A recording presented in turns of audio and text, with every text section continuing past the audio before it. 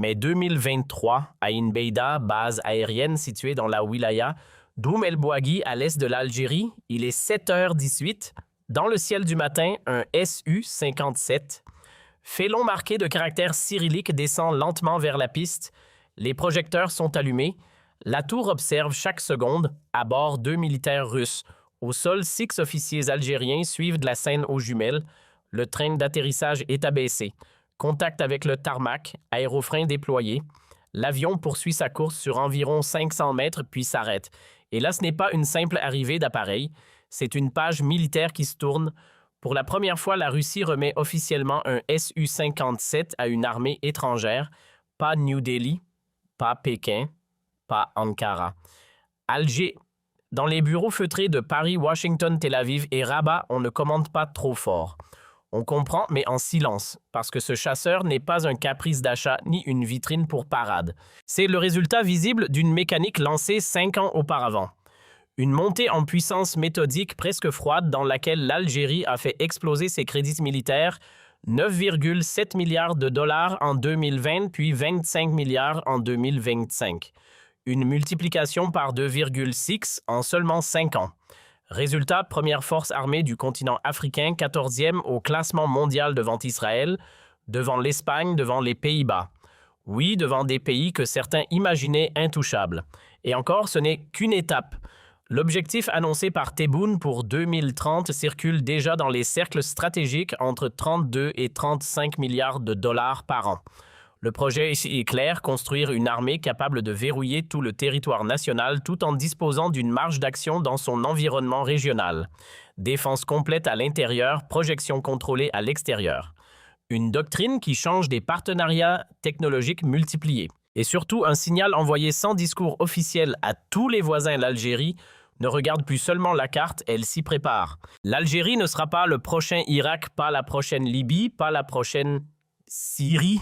Elle a tiré les leçons, elle s'arme, elle s'organise, elle se prépare. Aujourd'hui, on ouvre ce dossier. Ce n'est pas un épisode chauvin, ce n'est pas non plus un épisode qui minimise. C'est une analyse factuelle de ce qui est en train de se passer sur notre territoire et pour notre sécurité collective. Les contrats russes, les contrats chinois, l'industrie locale qui émerge le comparatif avec le Maroc et l'Égypte, et cette doctrine de défense-projection au Sahel qui inquiète sérieusement 3 capitales européennes. Avant d'entrer dans le vif du sujet, fais 3 gestes simples. Abonne-toi, active la cloche et dis-moi en commentaire depuis quel pays tu me regardes. Algérie, France, Canada, Belgique, Sénégal, Émirats, Maroc aussi d'ailleurs. Et surtout, une vraie question selon toi dans un monde où la Libye a été détruite, l'Irak disloqué, la Syrie dépecée. Est-ce que l'Algérie a raison de consacrer 25 milliards de dollars par an à sa défense? Ou est-ce que ces milliards seraient mieux utilisés ailleurs, santé, éducation, infrastructure? Je veux ton avis honnête parce que ce débat traverse toute la société algérienne et c'est un débat légitime. Maintenant, remontons à 2014 parce que c'est là que tout bascule. Année charnière, 3 événements changent la perception sécuritaire algérienne en quelques mois. D'abord, l'effondrement total de la Libye voisine ou la guerre civile qui a suivi l'intervention occidentale de 2011 s'enracine et fait déborder des armes lourdes par les frontières. Ensuite, l'émergence de Daesh en Irak et en Syrie avec la prise de Mossoul en juin 2014 qui démontre qu'un groupe armé peut prendre une ville d'1 million d'habitants. Enfin, la chute du baril de pétrole qui divise par 2 le budget algérien en 18 mois, rendant plus difficile le financement de la modernisation militaire.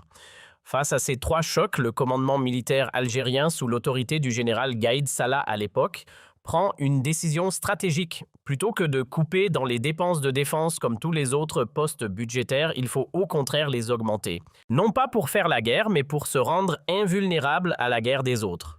Cette doctrine est inscrite dans un document confidentiel appelé « Orientation stratégique 2015-2030 », partiellement déclassifié par le ministère de la Défense algérien en janvier 2024. Le document pose 3 axes. Axe 1, défense territoriale totale, capable de résister à une invasion par voie aérienne, terrestre ou maritime pendant un minimum de 6 mois sans aide extérieure. Axe 2, projection limitée au Sahel permettant des interventions ponctuelles pour sécuriser les frontières sud et protéger les ressortissants algériens en zone hostile.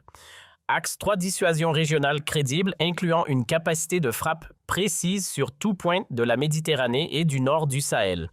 Pour réaliser ces 3 axes, il faut de l'argent, beaucoup d'argent, mais aussi des technologies, et aucun pays seul ne peut fournir les technologies nécessaires. Alger prend donc une décision audacieuse.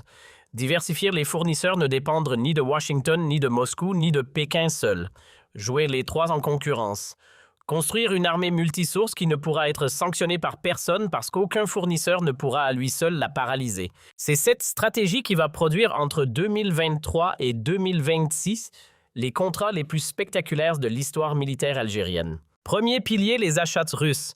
La Russie reste en 2026 le premier fournisseur militaire de l'Algérie, environ 62% des acquisitions cumulées depuis 2020, parce que la relation remonte à l'époque soviétique et qu'elle repose sur une confiance opérationnelle construite sur 50 ans.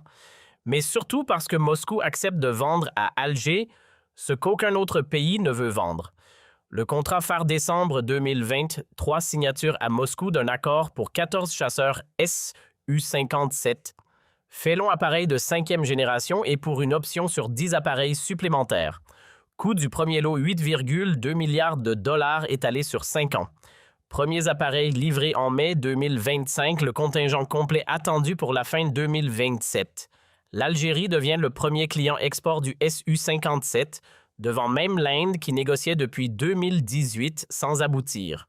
Deuxième contrat majeur. Février 2024, signature pour 42 hélicoptères de combat Mi-28N M version modernisée du célèbre Hawk. 3 milliards de dollars. Livraison échelonnée de 2025 à 2028. Capacité anti-char massive pour toute la frontière Est et Sud. Troisième contrat, juin 2024. Acquisition de 4 sous-marins Kilo de classe 6M36.3 équipés de missiles calibre PL à portée allongée. 4,8 milliards de dollars. Livraison prévue de 2026 à 2029. Avec ces 4 unités, la flotte sous-marine algérienne devient la deuxième plus importante de la Méditerranée après la Turquie, devant Israël et l'Espagne. Quatrième élément plus discret mais stratégique, accord signé en septembre 2024 pour la modernisation et l'intégration du système de défense antiaérienne S-400. Triomphe livré en 2022. Couverture radar étendue à tout le nord du pays jusqu'à 600 km de profondeur. Capacité d'interception simultanée de 36 cibles, incluant missiles de croisière et missiles balistiques de courte et moyenne portée. Additionne ces 4 contrats russes depuis 2023. 6 milliards de dollars cumulés sur 3 ans, plus que le budget total de défense du Maroc sur la même période à lui seul. Douane Sept. Deuxième pilier, les achats chinois. Pékin est devenu entre-temps le deuxième fournisseur militaire d'Alger, environ 28% des acquisitions cumulées. La montée en puissance de la Chine comme partenaire militaire algérien est l'une des transformations géopolitiques les plus sous-analysées des 5 dernières années. Contrat symbolique mai 2000, 23 acquisitions de 48 drones de combat, CH-5 Rainbow Copy amélioré du Reaper américain, 1,2 milliard de dollars, livraison totalement effectuée fin 2024. Utilisation opérationnelle confirmée en juillet 2025 lors d'une opération de sécurisation de la frontière malienne. Dès le contrat chinois de septembre 2024, achat du système de missiles hypersoniques CM401 capable de frapper une cible en mer ou à terre à plus de 290 km à Mach 6. L'Algérie devient le premier pays africain doté de capacités hypersoniques et le deuxième pays arabe après l'Iran. Coût 2 milliards de dollars. Dissuasion stratégique immédiate sur tout le bassin ouest méditerranéen. Troisième contrat chinois, avril 2025. Signature pour le système de défense antiaérienne FK-3, équivalent chinois du Patriot américain en complément du S-400 russe. Double couverture, 1,6 milliard de dollars. Livraison prévue entre 2026 et 2027. Ce qui est important dans ce contrat, c'est moins le système lui-même que le transfert de technologies associées. Une usine de montage à Ain Melilla Wilaya, Doum El Bouaghi, construite conjointement avec China North Industries, permettra l'assemblage local puis progressivement la fabrication. Ce transfert ouvre pour Alger la perspective d'une autonomie partielle dans la production de systèmes antiaériens d'ici 2030. Douane 8, prendre une seconde respire, partage cette vidéo avant qu'on arrive à la partie qui va surprendre les analystes, parce que jusqu'ici on a parlé d'achat. Mais l'histoire militaire algérienne ne se résume pas à acheter, elle se résume aussi et peut-être surtout à produire. Envoie cette vidéo à un ami qui s'intéresse à la défense, à un jeune appelé un membre de la diaspora qui suit la géopolitique, parce que ce qui suit, c'est l'émergence silencieuse d'une industrie de défense algérienne qui, dans 10 ans, changera la carte du continent. Troisième pilier, l'industrie locale de défense. Le pilier qu'on oublie toujours le plus stratégique à long terme parce qu'une armée qui n'achète qu'à l'étranger reste une armée dépendante. La vraie souveraineté militaire passe par la production nationale. L'Algérie l'a compris, elle a lancé depuis 2020 un programme de montée en puissance industrielle coordonné par le groupe industriel de mécanique, le GIM, et par l'établissement de construction de véhicules industriels. Résultat concret, en 2026, assemblage et production partielle de blindés de transport de troupes FAD à Kenkela à raison de 120 unités par an. Production de drones tactiques locaux baptisés AMEL par le Centre d'études et de recherche technique d'Alger en collaboration avec un bureau d'études émirati 60, unités produites en 2025. Production locale de munitions de petit et moyen calibre à Seriana Wilaya de Batna, couvrant désormais 100% des besoins nationaux pour les calibres 5, 56,7,60, 2 et 12,7. Assemblage local de Kalachnikovs modernisés à Kenkela sous licence russe plusieurs milliers d'unités par an. Ajoute les partenariats émergents. En février 2026, un accord a été signé avec le groupe turc Baykar pour le transfert de technologies autour des drones de combat TB2 Bayraktar avec montage progressif en Algérie à partir de 2027. Et en janvier, une jointe venture a été annoncée avec la firme sud-africaine Denel pour la production de missiles anti-chars guidés. L'industrie de défense algérienne en 2026 n'est pas encore au niveau de la Turquie ou d'Israël, mais elle n'est plus à zéro comme elle l'était en 2010. Elle couvre désormais environ 20% des besoins opérationnels des forces armées. Objectif fixé par Tebboune pour 2030, atteindre 40% d'autonomie de production. C'est un changement d'échelle, c'est une transformation structurelle. Maintenant, le comparatif régional sans langue de bois avec les chiffres du Stockholm International Peace Research Institute, le SIP, référence mondiale pour les données militaires, budget militaire 2025, Algérie 25 milliards de dollars, Maroc 12,3 milliards, Égypte 9,1 milliards, Tunisie 1,6 milliard, Libye invérifiable faute d'État unifié, estimation entre 1 et 3 milliards. L'Algérie dépense à elle seule plus que le Maroc, la Tunisie, la Libye et l'Égypte réunis. C'est un fait qui n'a aucun équivalent historique dans la région depuis l'indépendance de ces États et qui change structurellement le rapport de force.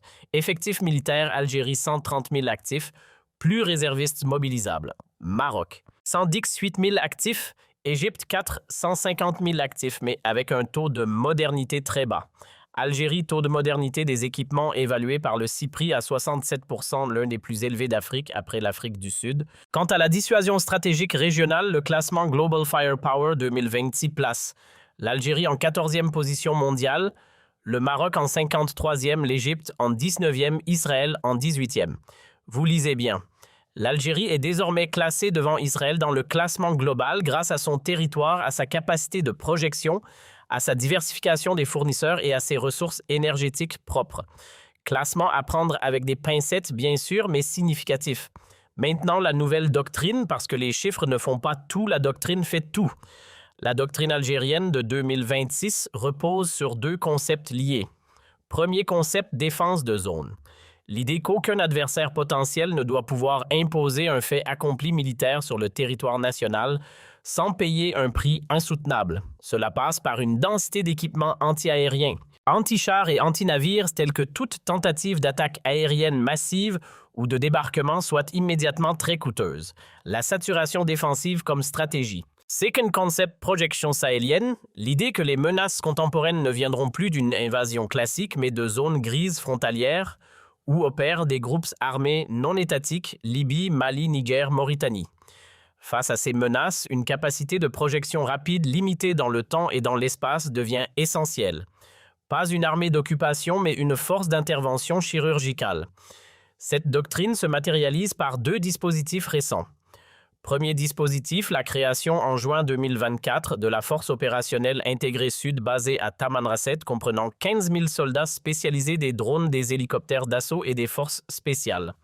Deuxième dispositif, l'activation en février 2025 du commandement interarmé des forces spéciales doté de 7 000 hommes directement rattachés à la présidence de la République. Ce que ces deux dispositifs permettent concrètement. Une opération ponctuelle menée en août 2025 au nord du Mali, à la demande des autorités maliennes pour neutraliser une cellule armée responsable d'attaques contre des convois commerciaux du corridor transsaharien. Opération clôturée en 72 heures, aucune perte algérienne, 23 combattants hostiles neutralisés ou capturés. C'est la première opération militaire algérienne au-delà des frontières depuis la guerre des Sables de 1963. Un précédent historique discret efficace. Maintenant, ce que Paris, Madrid et Rome redoutent vraiment. Paris parce que la France compte encore 5 bases logistiques en Méditerranée occidentale. Elle considère historiquement cette zone comme son arrière-cour stratégique. Une Algérie militairement dominante y change l'équilibre. La marine algérienne avec ses 4 sous-marins Kilo, ses frégates chinoises de type C-28 a commandé en 2024 et ses missiles hypersoniques CM400 peut désormais contester la liberté de navigation française en cas de crise. Paris ne peut plus se permettre le moindre incident diplomatique grave avec Alger, ce qui est en géopolitique une forme de containment inversé. Madrid parce que l'Espagne partage avec l'Algérie le couloir gazier Medgaz vital pour sa sécurité énergétique et parce que les îles Canaries se trouvent à portée théorique des missiles hypersoniques algériens. L'Espagne a discrètement renforcé depuis 2024 ses dispositifs de surveillance sur la base de Rota, signe d'une inquiétude qui n'est jamais exprimée publiquement, mais qui est parfaitement documentée dans les travaux de l'Institut espagnol d'études stratégiques, Rome parce que l'Italie est devenue depuis 2022 le premier partenaire énergétique européen de l'Algérie. Le plan Mattei de janvier 2024 repose sur la sécurisation des approvisionnements gaziers via Transmed. Une Algérie militairement forte et du point de vue romain. À la fois un partenaire plus fiable et un acteur dont il faut ménager les susceptibilités. Mélanie l'a compris, c'est pour cela que Rome est désormais le canal diplomatique privilégié entre Alger et les capitales européennes. Le canal par lequel les messages compliqués passent sans passer par Paris. Enfin, le Maroc. Inutile de tourner autour du pot, la course aux armements entre Alger et Rabat s'est accélérée. Le Maroc a signé en 2023 un accord stratégique avec Israël, incluant des achats massifs drones Iron Missiles Spike Satellite Espion OFEC 13. Il a aussi acquis auprès des États-Unis 48 F-16 V-Block, 70 à livrer d'ici 2030. Mais en chiffres absolus, le budget militaire marocain reste 2 fois inférieur à l'algérien.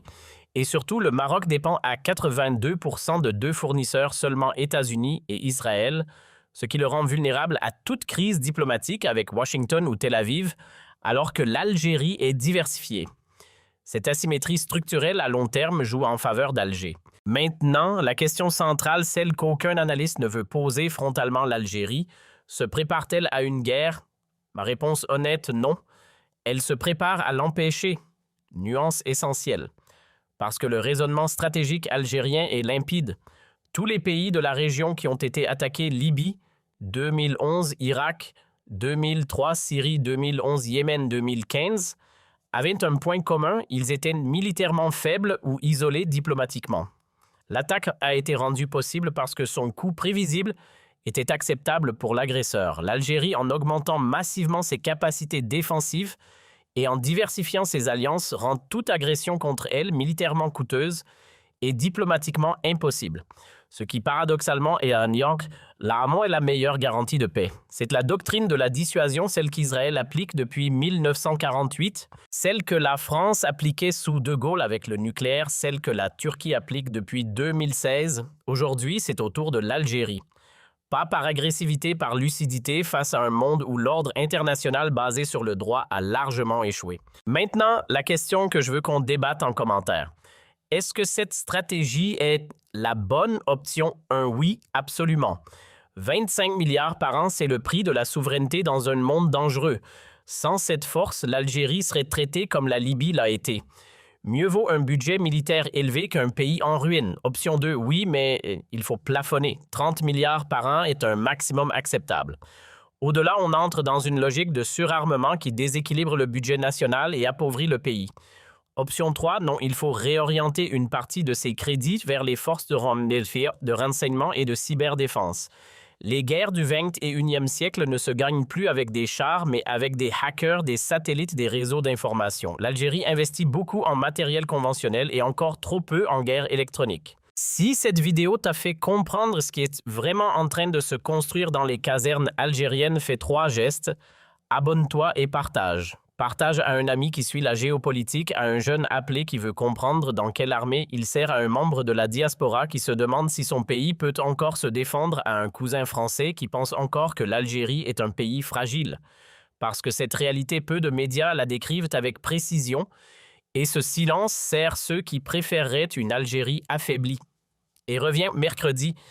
Mercredi, on clôture la série avec un 10e épisode qui ouvre les perspectives les plus spectaculaires, l'hydrogène vert. Comment le sud algérien est devenu en 5 ans la région la plus convoitée du monde pour la future révolution énergétique. 40 milliards d'euros d'investissements européens déjà engagés. Un projet South H 2 qui va relier Adra à Munich via une infrastructure historique. Et une bataille feutrée entre l'Algérie et le Maroc sur le titre de Qatar européen de l'hydrogène. Rendez-vous mercredi. Longue vie à l'Algérie, gloire à nos martyrs, gloire à l'armée nationale populaire qui protège depuis 1962 ce pays contre toutes les tentations étrangères de le déstabiliser et que la vérité marche même quand le mensonge court. Yeah.